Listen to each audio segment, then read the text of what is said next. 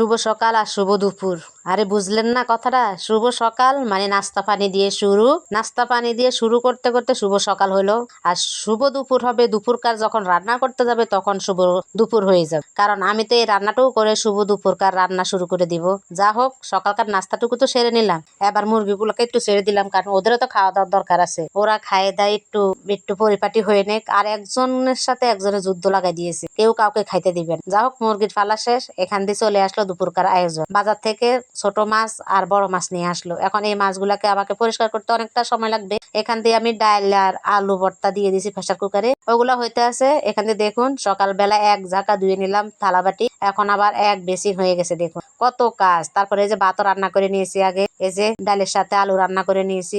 এখান দিয়ে মাছগুলাকে পরিষ্কার করে নিয়ে আসলাম, পরিষ্কার করে নিয়ে এসে এখন সব রেডি করে নিয়েছি একসাথে নিয়ে এখন হাত দিয়ে মাখিয়ে নিচ্ছি। আসলে এই ছোট মাছটা হাত দিয়ে মাখিয়ে খেতে খুবই ভালো লাগে। মাছটা একটু ছোট সাইজের হলো খুবই মজার, কিন্তু কোনো তিতো লাগে না। এক এক মাছ আছে তিতো লাগে, কিন্তু এই মাছটা খুবই স্বাদ। যাও, আমি হাত দিয়ে মাখে টেকে সুন্দর করে চুলার উপর বসিয়ে দিয়েছি, দিয়ে এখন চুলাটা ধরিয়ে দিয়েছি। আর এখান দিয়ে যে মাছটা আমার বলক উঠে যাওয়ার পরে আমি এক ফালি লেবু চিপে দিলাম। এতে মাছ হয়ে গেছে, এখন চুলা থেকে নামিয়ে নিলাম।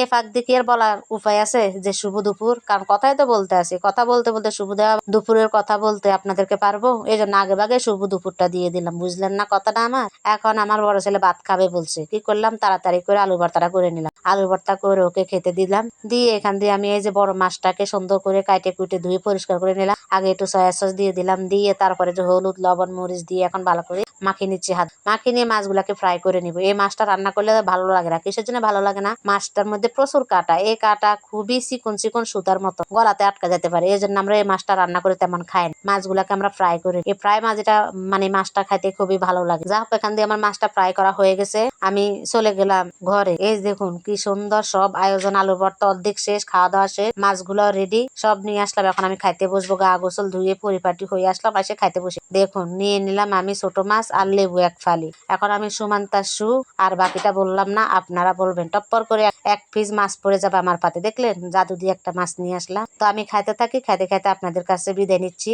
একদল বলবে যে স্টিলের প্লেটে করে ভাত খায়, আবার কত ডং দেয়। আরে বাবুরা রে, আমার কাছে কাছের আর মেলামাইন থেকে স্টিলের থালে করে ভাত খাইতেই ভালো লাগে, কারণ এগুলা ধুইতেই সহজ, পরিষ্কারও থাকে, কোনো লাল হয় না, ভাঙেও না। মানে খুবই দারুণ একটা আইটেম আর কি, আমার কাছে মনে হচ্ছে।